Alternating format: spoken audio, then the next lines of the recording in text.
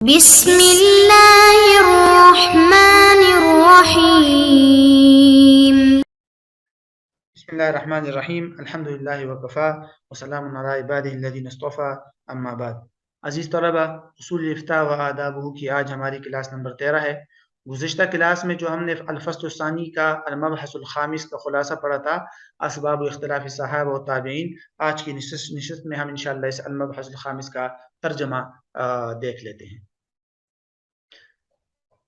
یہاں سے امام شاہ ولی اللہ رحمہ اللہ کی عبارت حضرت نقل کیے، فرماتے ہیں کہ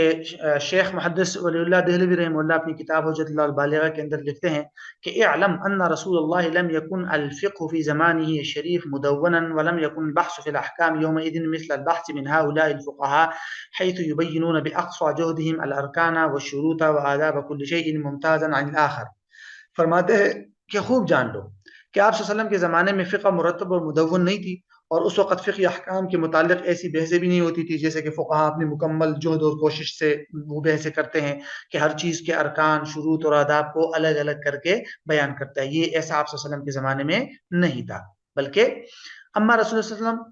وسلم کان یتوضأ، فرماتے رسول اللہ صلی اللہ علیہ وسلم جو ہے کہ حال یہ تھا کہ وضو فرماتے، صحابہ بھی آپ کو دیکھ کر اسی طرح وضو کرتے، اور یہ بیان نہیں کیا جاتا تھا کہ یہ کام فرض ہے اور یہ کام آداب میں سے ہے، اور نہ ہی یہ بیان کیا جاتا تھا کہ ان فروض الوضوء ستۃ او اربعۃ، کہ وضو کے جو فرائض ہے وہ 6 ہے یا 4 ہے، اور اسی طرح یہ بھی بیان نہیں کیا گیا کہ کوئی شخص پیدر پہ وضو نہیں کرے گا تاکہ پھر اس پر یہ حکم لگایا جائے کہ اس کا وضو صحیح ہوگا یا نہیں ہوگا، الا ماشاء اللہ اگر اکا دکا اس طرح کوئی واقعہ ہوتا تو الگ بات ہے، لیکن مستقل طور پر ایسا نہیں ہوتا تھا۔ اور رسول اللہ صلی اللہ علیہ وسلم سے لوگ مختلف اوقات میں استفتاء کرتے، سوال پوچھتے تو آپ صلی اللہ علیہ وسلم ان کو فتویٰ دے دیتے تھے، آپ صلی اللہ علیہ وسلم کے سامنے معاملات پیش کیے جاتے، آپ صلی اللہ علیہ وسلم فیصلہ فرما دیتے تھے، اور اسی طرح آپ صلی اللہ علیہ وسلم لوگوں کو کوئی اچھا کام کرتے دیکھتے تو اس کی تعریف فرماتے، اور کوئی برائی دیکھتے تو اس سے روک دیتے۔ تو ان تمام تفصیلات کو دیکھ کر فرآ کل صحابی ما یسر اللہ له من عبادته وفتاواه واخذیہ، ہر صحابی نے اللہ تعالیٰ کی توفیق کے مطابق حضور صلی اللہ علیہ وسلم کی عبادات، فتاوی اور فیصلوں کو دیکھا، ان کو سمجھا، ان کو یاد رکھا، اور پھر ان میں سے ہر ایک کا مختلف حکم جو ہے وہ شرعی حکم مختلف قرائن سے معلوم کر لیا۔ چنانچہ فحمل بعضها علی الاباحہ، جب ہر ایک کا شرعی حکم مختلف قرائن سے معلوم کرنے کے بعد بعض کاموں کو صحابہ کرام نے مباح قرار دیا، بعض کاموں کو ایسی نشانیوں اور قرائن کی بنیاد پر جو ان کے نزدیک یعنی کافی نشانیاں تھی تو بعض کو منسوخ قرار دیا، اور بعض کاموں کو جو ہے وہ ان کے نزدیک جو اس سلسلے میں اور ان کے نزدیک اس سلسلے میں بہترین طریقہ کار صرف قلبی اطمینان اور سکون ہی تھا۔ کما تر الاعراب یفہمون مقصود الکلام، کہتے کہ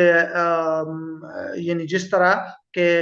جیسے تم دیہاتی لوگوں کو دیکھتے ہو کہ وہ آپس کی گفتگو سے مقصد کو سمجھتے ہیں، اور ان کے دل مختلف تصریحات، کنایات، اشارات سے ایسے مطمئن ہوتے ہیں کہ انہیں پتہ بھی نہیں چلتا۔ تو اس طرح آپ صلی اللہ علیہ وسلم بس آپ صلی اللہ علیہ وسلم کا زمانہ مبارک اسی طرح تکمیل کو پہنچا، اور وہم علی ذالک، اور صحابہ کرام اسی طریقے پر تھے کہ آپ صلی اللہ علیہ وسلم کو دیکھ کر اپنے ذہن سے مختلف آراء وہ جو ہے وہ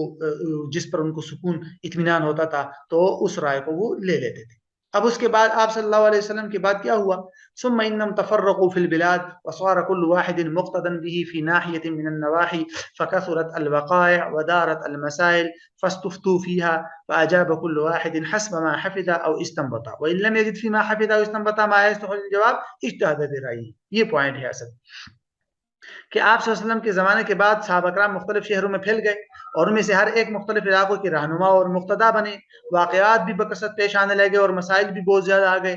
اور ان حضرات سے فتاوی پوچھے جانے لگے۔ تب ان میں سے ہر ایک نے اپنی یادداشت اور استنباط کے مطابق جواب دیا، اور اگر انہیں اپنے حافظے اور استنباط میں کوئی ایسی بات نہ مل سکی جس سے وہ جواب دیتے تو انہوں نے اجتہاد کرتے ہوئے اس علت کو پہچانا جس پر رسول اللہ صلی اللہ علیہ وسلم نے اپنے احکام کا دار و مدار رکھا تھا، بس انہوں نے جہاں بھی علت پائی وہاں حکم کو جاری کر دیا، اور ان میں سے کسی نے بھی حضور صلی اللہ علیہ وسلم کی غرض اور مقصد سے موافقت میں کوئی کوتاہی نہیں کی۔ اسی طرح ان حضرات کے درمیان جو ہے فعند ذلك وقع الاختلاف بینہم، تو اس طرح ان کے درمیان پھر اختلاف پیدا ہوا۔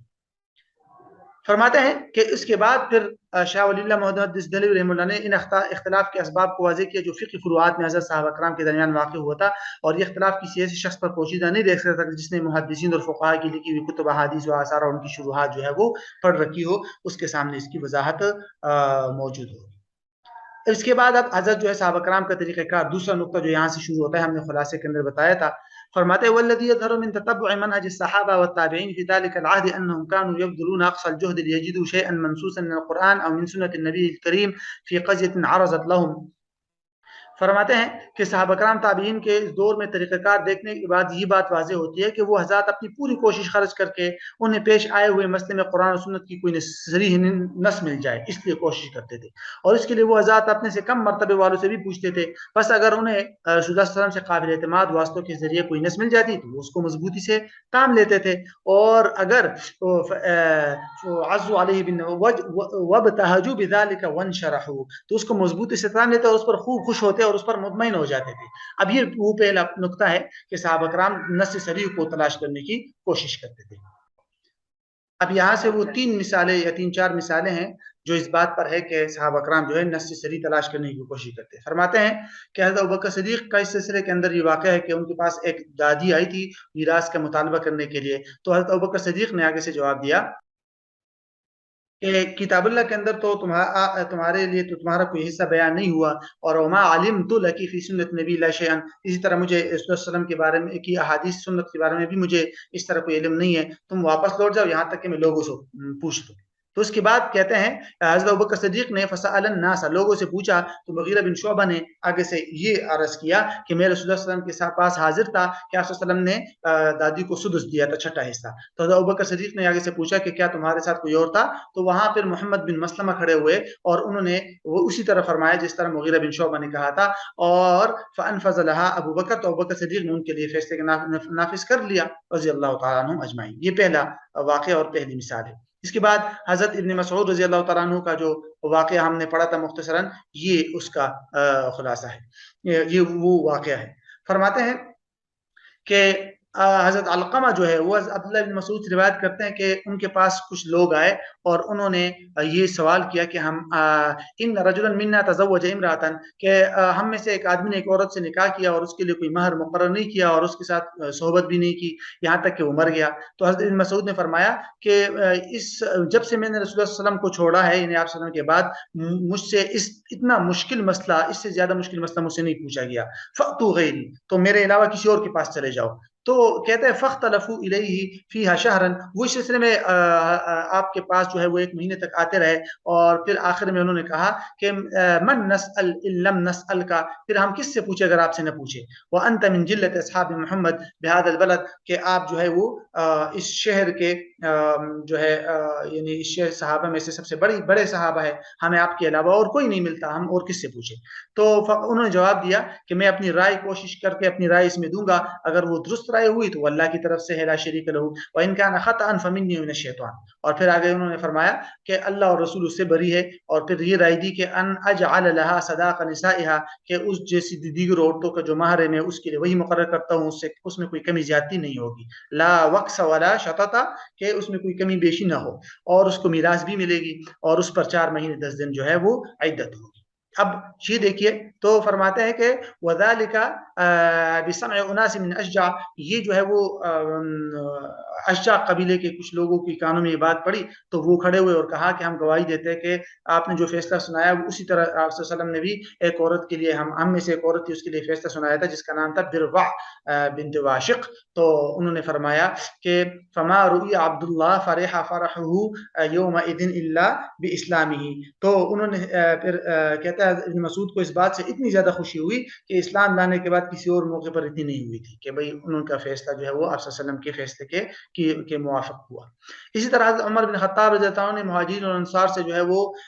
مشورہ کیا تھا تعاون کی وبا کے سلسلے میں. جب وہ شام سفر پہ گئے تھے جہاں پر تعاون آیا تھا تو حضرت عبد الرحمن بن عوف نے فرمایا تھا، وہ کچھ حاجت کے لیے غائب تھے وہاں سے، پھر واپس آئے اور کہا کہ ان عندی فی هذا علما، کہ ہاں میرے پاس اس سلسلے میں کچھ علم ہے. میں نے رسول اللہ صلی اللہ علیہ وسلم کو یہ کہتے ہوئے سنا کہ اذا سمعتم به بارض، جب تمہیں پتہ چلے سنو کہ کسی زمین میں تعاون ہے تو وہاں نہ جاؤ، اور جب کسی زمین میں آ جائے اور تم ادھر ہی ہو تو وہاں اس زمین سے بھاگتے ہوئے باہر نہ نکلو. تو حضرت عمر نے اللہ کی تعریف کی اور وہاں سے پھر پلٹ آئے. تو اب یہ ہے وہ مثال ہے جس میں یہ کوشش تھی کہ جو ہے وہ نص صریح تلاش کرے. لیکن فرماتے ہیں ومع ذلك، اس کے باوجود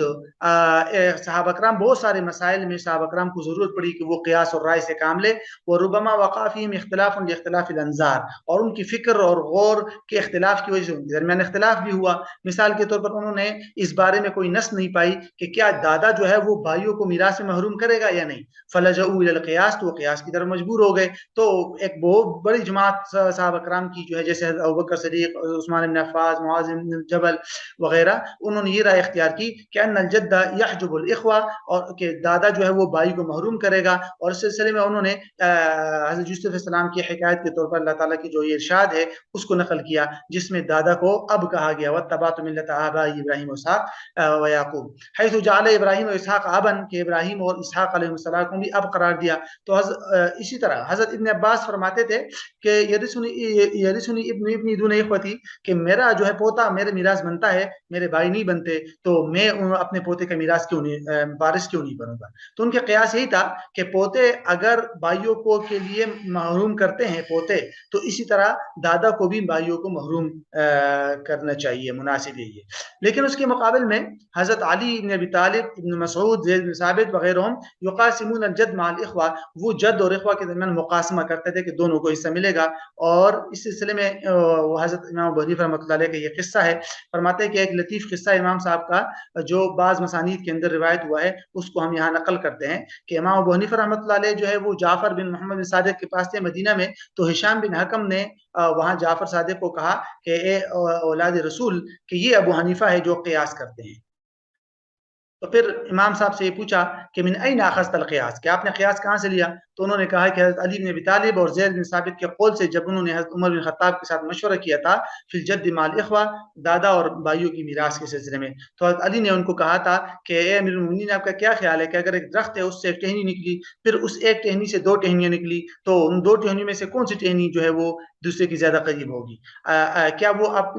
اپنی ساتھ والی ٹہنی کی زیادہ قریب ہوگی جس سے نکلی ہے، یا درخت کی زیادہ قریب ہوگی؟ اسی طرح حضرت زید بن ثابت نے آگے سے فرمایا کہ لو ان جدولا انبعث فيه ساقية، کہ اگر ایک نہر ہے اور اس سے ایک نالی نکل رہی ہے، پھر اس ایک نالی سے دو نالیاں مزید نکلی، تو کون سی زیادہ قریب ہوگی؟ کیا وہ نالی زیادہ قریب ہوگی جو دوسری والی کے ساتھ ہے، یا اصل نہر کی زیادہ قریب ہوگی؟ تو حضرت عمر جو ہے وہ دادا اور بھائیوں کے سلسلے میں وہ خاموش رہے۔ اور اسی طرح حضرت علی بن ابی طالب اور زید بن ثابت دونوں نے حضرت عمر کے لیے قیاس کیا، تو جعفر صادق جو ہے وہ خاموش ہو گئے اس سلسلے میں۔ اور دونوں مثالوں کا خلاصہ جو حضرت زید بن ثابت اور حضرت علی نے دیا، دونوں مثالوں کا خلاصہ یہ ہے کہ دادا اور بھائی دونوں میت کے ساتھ قربت میں بالکل برابر ہے، تو دونوں کو میراث بھی ملے گی۔ اسی طرح کہتے ہیں امام مالک رحمہ اللہ نے ایک یہ ثور بن زید دیلمی سے یہ نقل کیا ہے کہ عمر بن خطاب نے شراب، جو آدمی شراب پی لے اس کے سلسلے میں مشورہ کیا تھا، تو علی بن ابی طالب نے ان کو کہا تھا کہ ہم دیکھتے ہیں کہ ان تجلد 80، کہ آپ ان کو 80 کوڑے لگائے، کیونکہ جب وہ شراب پیتا ہے تو نشہ آتا ہے اس کو، جب نشہ آتا ہے تو ہول فول بکتا ہے، فضولیات، اور جب فضولیات بکتا ہے تو وہاں پہ تہمت لگاتا ہے، یا اسی طرح کے کوئی الفاظ سنائے، تو اس پر حضرت عمر نے ان کو یعنی کہ 80 گھوڑے لگائے۔ یہ قیاس یہ نہ کہا جائے کہ بھئی حد میں یہ قیاس ہے، اس سلسلے میں حد میں قیاس نہیں تھا، حد تو آپ صلی اللہ علیہ وسلم نے مقرر کی تھی، البتہ اس کی تعیین میں اختلاف تھا کہ کیا آپ صلی اللہ علیہ وسلم نے جو حد لگائی تھی وہ 40 گھوڑے تھے یا 80 شمار کیا جائے اس کو۔ تو بہرحال اصل حد جو ہے وہ شراب کی وہ حدیث سے ثابت ہے۔ جیسے آگے حضرت نے اس کی وضاحت بھی کی ہے کہ یہ حد کو قیاس سے ثابت کرنا نہیں ہے، حد تو آپ صلی اللہ علیہ وسلم سے ثابت ہے کہ آپ صلی اللہ علیہ وسلم نے 40 دفعہ مارا تھا کسی کوڑے سے، اور یا تو ایسے کوڑے سے مارا تھا جس کے 2 طرف تھے، یا 2 جوتوں سے مارا تھا۔ تو اب جو فیصلہ تھا وہ صحابہ پر یہ پیش آیا کہ حل یعتبر عدد الضرب 40، کیا آپ صلی اللہ علیہ وسلم نے جو 40 مرتبہ مارا تھا اس 40 مرتبہ کو شمار کیا جائے، یا اس کو 80 شمار کیا جائے، آلہ کے متعدد ہونے کی طرف، کہ کوڑے کے 2 طرف تھے، اس طرح 2 جوتے تھے، تو اس کو ڈبل شمار کر کے 80 شمار کیا جائے۔ تو حضرت علی نے جو رائے دی وہ ایک احتمال کو قیاس سے متعین کر دے کہ 80 کوڑے شمار کیا جائے۔ اس کی مزید تفصیل حضرت کہتے ہیں میں نے تکمیلہ فتح الملہم کے اندر وہاں کر دی ہے۔ اسی طرح پھر صحابہ کرام جو ہے تفرقوا فی البلاد، مختلف شہروں میں پھیل گئے اور اپنے شاگردوں کو علم سکھایا، اور ان سے تابعین نے بھی علم لیا، اور تمسکوا بما اخذوا منہم، اور انہوں نے اسی سے مطلب اسی پہ عمل شروع کر دیا جو انہوں نے علم لیا تھا۔ فترجح عند كل واحد منهم غالبا ما اخذ من شیخه واهل بلده من الصحابہ، تو ہر تابعی نے اپنے شیخ سے جو کچھ لیا تھا اسی کو، یعنی شیخ صحابی سے جو کچھ لیا تھا اسی کو انہوں نے ترجیح دی۔ حضرت شاہ ولی اللہ رحمہ اللہ لکھتے ہیں کہ وکان سعید و اصحاب یذهبون الى ان اهل الحرمین اثبت الناس فی الفقہ. سعید بن مسیب اور ان کے شاگردوں کی رائے یہ تھی کہ اہل حرمین جو ہے وہ فقہ کے اندر زیادہ جو ہے وہ اثبت اور زیادہ مضبوط ہے. اسی طرح ان حضرات واصل مذہب فتاوی عبداللہ ابن عمر وعائشہ ابن عباس وقضایا قضات المدینہ، اور ان حضرات کے مذہب کی بنیاد ابن عمر، حضرت عائشہ اور حضرت ابن عباس کے فتاوی اور مدینہ کے قاضیوں کے فیصلے ہیں. جبکہ وکان ابراہیم و اصحابہ، جبکہ یہ جو تابعی تھے ابراہیم نخعی اور ان کے شاگرد، ان کی رائے یہ تھی کہ حضرت ابن مسعود اور ان کے شاگرد جو ہے وہ فقہ کے اندر زیادہ مضبوط ہے، اور ان کے مذہب کے جو اصول ہے وہ حضرت ابن مسعود اور حضرت علی کے فیصلے، ان کے فتاوی اور حضرت شریح کے فیصلے وغیرہ جو کوفہ کے قاضی تھے ان کے فیصلے تھے. تو وکانا سعید بن مسیب، کہتے ہیں سعید بن مسیب جو تھے وہ لسان فقہاء المدینہ، وہ فقہاء مدینہ کے زبان یا ترجمان تھے، اور وہ حضرت عمر کے فیصلوں اور حضرت ابو ہریرہ کی احادیث کے سب سے بڑے حافظ تھے. جبکہ ابراہیم و لسان فقہاء الکوفہ، ابراہیم نخعی فقہاء کوفہ کے ترجمان تھے. بس جب یہ دونوں حضرات کوئی بات کہیں اور اس کو کسی کی طرف منسوب نہ کرے تو اکثر و بیشتر وہ بات ان کے اسلاف سے صراحتاً یا اشارتاً جو ہے وہ منقول ہوتی ہے، اور انہی دونوں حضرات سے ان کے علاقے کے لوگوں نے جو ہے وہ فقہ حاصل کی اور پھر اس میں انہوں نے مزید اضافہ کیا. تو بہرحال یہ خلاصہ تھا اسباب اختلاف فقہا کا. جو بنیادی نقطہ وہی تھا کہ چونکہ بسا اوقات ایسے مسئلے سامنے آتے تھے جس میں قیاس اور رائے کی ضرورت ہوتی تھی، تو قیاس اور رائے میں پھر ظاہر بات اختلاف ہو جاتا تھا. تو یہ المبحث الخامس الحمدللہ ہمارا مکمل ہو گیا.